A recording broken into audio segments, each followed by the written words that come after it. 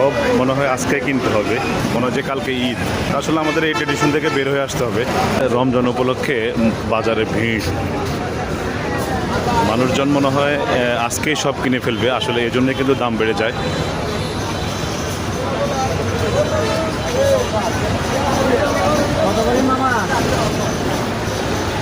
এত পরিমাণে ভিড়, আসলে হাঁটায় যাচ্ছে না চৌমনি বাজারে।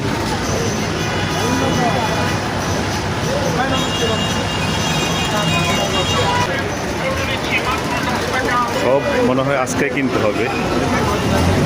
আর মার্কেটে গিয়ে দেখলাম যে সেখানেও একই পরিমাণ ভিড়, মনে হয় যে কালকে ঈদ।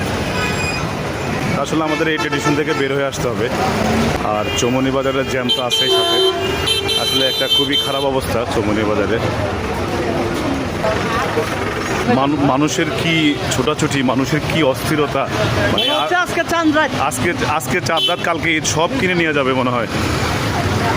এটা হচ্ছে চৌমনি রেলগেট এলাকা। আপনি দেখেন কি পরিমাণ মানুষ, মানে আজকেই বললাম তো সবই কিনে নিয়ে যেতে হবে। কেন ভাই, আস্তে ধীরে কিনেন, একটু পরে কিনেন।